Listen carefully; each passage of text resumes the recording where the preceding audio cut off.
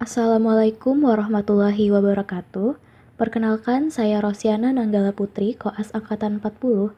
Pertama-tama saya ucapkan banyak terima kasih kepada Dr. Gigi Marta Mozarta MSI atas waktu, arahan, dan kesempatannya kepada saya. Dan kepada teman-teman atas kesediaannya menjadi audiens pada jurnal reading konservasi ini. Jurnal yang akan saya bahas berjudul Endodontic Retreatment pada gigi dengan lesi kista dan perforasi akar. Laporan kasus klinis.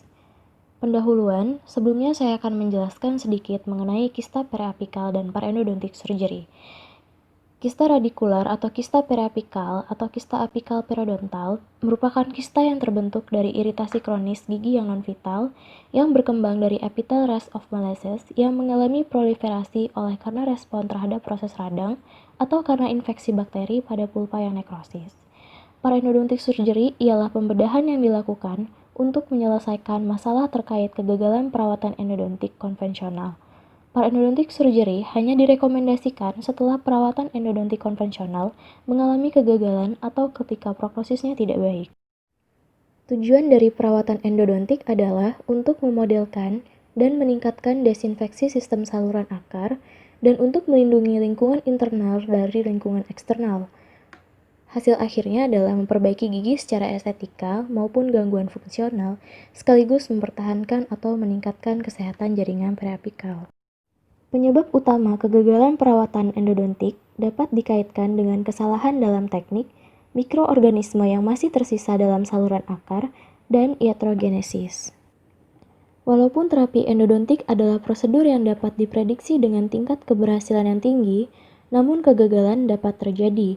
Dalam kasus kegagalan perawatan dapat diatasi dengan konvensional endodontic retreatment sebagai alternatif pilihan pertama karena kurangnya resiko bagi pasien asalkan sesuai dengan indikasi. Namun, konvensional endodontic retreatment memiliki keterbatasan. Keterbatasannya seperti adanya ekstruksi bahan pengisi saluran akar, kalsifikasi saluran akar, lesi radiolusam periapikal, kelengkungan apikal yang tidak memungkinkan akses ortografi, instrumen fraktur, dan perforasi akar, terutama di wilayah apikal. Sehingga apabila telah dilakukan perawatan dengan konvensional endodontic retreatment namun belum berhasil, maka pilihan kedua yaitu adalah dengan melakukan parendodontic surgery. Yang mana parendodontic surgery ini dapat mengatasi keterbatasan pada endodontik konvensional. Pilihan terbaik dalam kasus-kasus ini adalah retreatment dan bedah endodontik atau parendodontic surgery. Modalitas bedah parendodontic surgery terdiri dari kuretase dengan smoothing, apikalplasti, apikoektomi dengan instrumentasi dan retrofilling, pengisian saluran akar, dan simultaneous surgery. Laporan kasus, seorang pasien laki-laki berusia 24 tahun datang ke praktek pribadi spesialis perawatan endodontik swasta, Uberlândia, Brazil, mengeluhkan abses akut dengan nyeri dan edema ekstra dan intraoral. Diresepkan amoxicillin 500 mg setiap 8 jam sekali selama 7 hari seperti yang direkomendasikan oleh American Heart Association untuk profilaksis pada infeksi dental.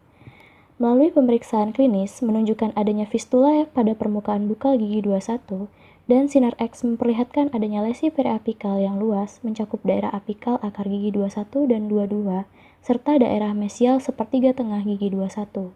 Gigi telah menerima perawatan endodontik sebelumnya, namun bahan pengisi gigi 22 hilang dan bahan pengisi gigi 21 tidak sempurna, dengan hanya 2 kon guta perca di dalam satu saluran akar. Prosedur perawatan. Yang pertama saya akan menjelaskan, perawatan endodontik dimulai dengan pengambilan guta perca menggunakan file Headstone nomor 25. Selama prosedur ini, sebuah perforasi diamati di sepertiga cervical gigi 22 yang membentang dari ligamen periodontal hingga sepertiga tengah gigi. Kemudian, preparasi biomekanik dilakukan dengan menggunakan file manual, key file nomor 15, 10, dan 25, dan automatic respiro file nomor 25 pada gigi 22 dan nomor 50 pada gigi 21. Saluran akar diirigasi dengan 2,5% natrium hipoklorit selama dalam tahapan ini. Bahan medikamen intrakanal kalsium hidroksida dengan larutan salin diaplikasikan selama 2 bulan setiap kunjungan. Pada kunjungan pertama, Gigi 21 menunjukkan adanya sekresi purulen dan fistula yang berasal dari permukaan mesial. Gejala tidak menurun bahkan setelah 2 bulan perawatan dengan aplikasi ulang setiap 2 minggu. Perforasi pada gigi 22 ditutup dengan bahan white mineral trioxide agregat menggunakan aplikator MTA dengan diameter 0,6 mm.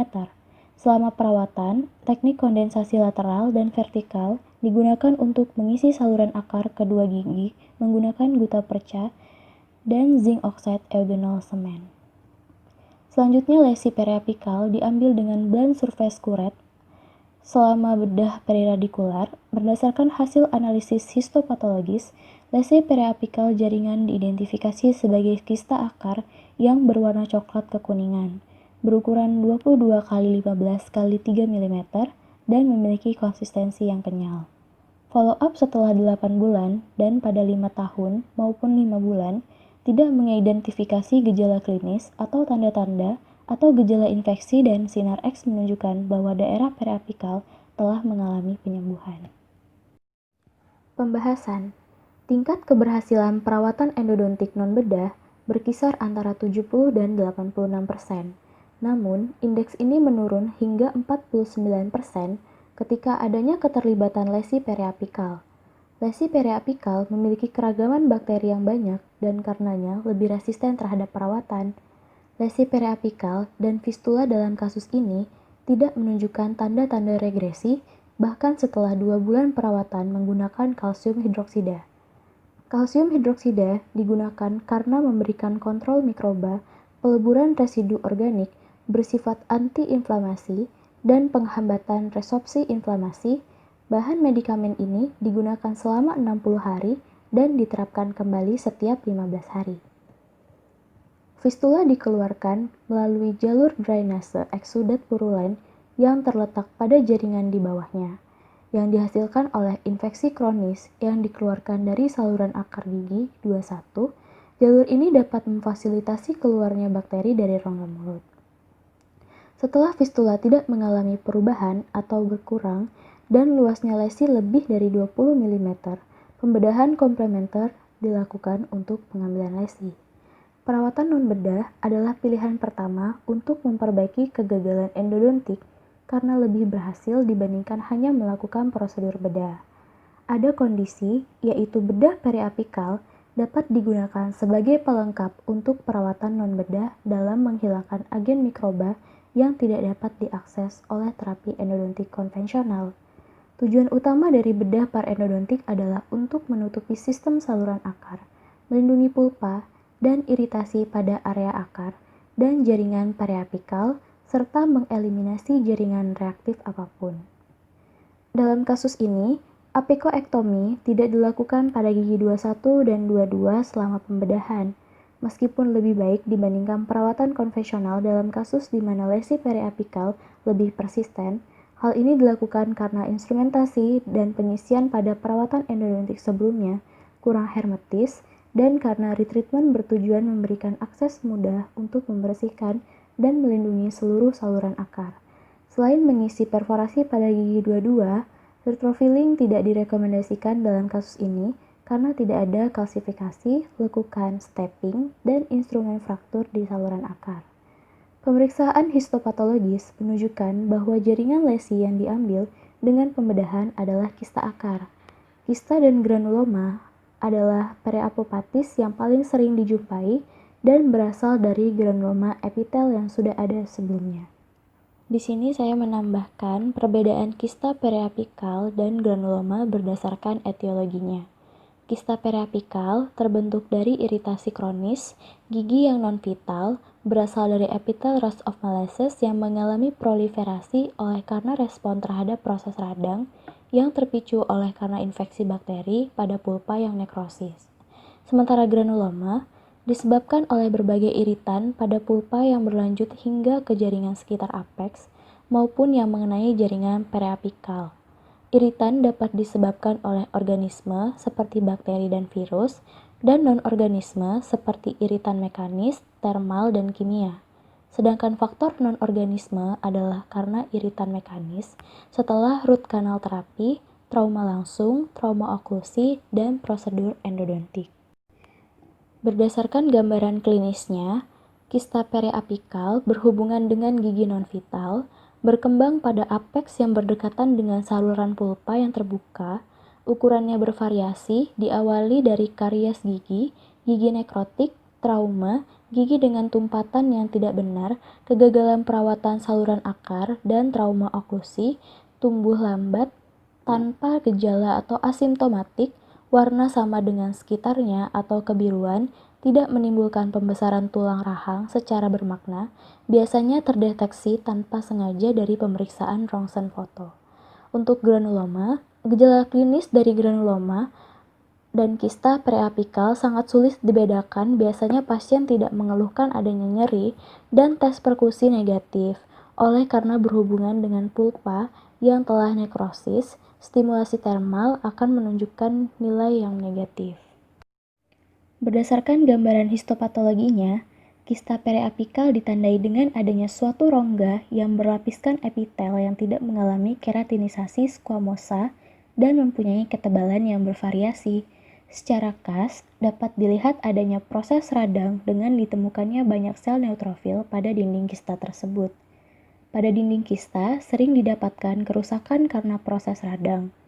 Untuk granuloma periapikal didominasi oleh jaringan granulasi inflamasi dengan banyak kapiler, fibroblast, jaringan serat penunjang, infiltrate inflamasi, dan biasanya diinfiltrasi oleh sel plasma, limfosit, mononuklear, fagosit, dan neutrofil. Untuk gambaran radiografi, kista periapikal dengan radiolusen berbatas jelas dan tegas pada apeks gigi non-vital, batas terkortikasi atau sklerotik, umumnya lebih besar dari granuloma dengan diameter lebih dari 1 cm. Dapat terjadi pergeseran gigi yang terkena tetapi tidak terabsorpsi. Untuk granuloma, radiolusen berbatas tidak jelas umumnya lebih kecil dari kista periapikal dengan diameter kurang dari 1 cm. Pembahasan selanjutnya, perforasi pada sepertiga servikal dari dinding distal gigi 22 tidak ditunjukkan oleh sinar X, tetapi hanya terdeteksi secara klinis setelah pembuangan restorasi. Diagnosis radiografi definitif dari perforasi sulit diinterpretasikan karena keterbatasan kapasitas 2 dimensi dari radiografi periapikal yang menunjukkan tumpang tindih struktur anatomi. Kesimpulannya, bahwa pada gigi dengan lesi yang luas, konvensional endodontic retreatment yang dikombinasikan dengan terapi bedah pengambilan lesi sederhana sudah cukup untuk menghasilkan prognosis yang baik setelah follow-up lebih dari 5 tahun.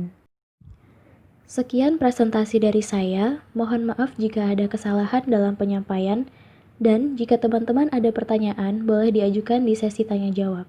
Saya akhiri video presentasi ini dengan wabillahi taufiq wal hidayah. Wassalamualaikum warahmatullahi wabarakatuh.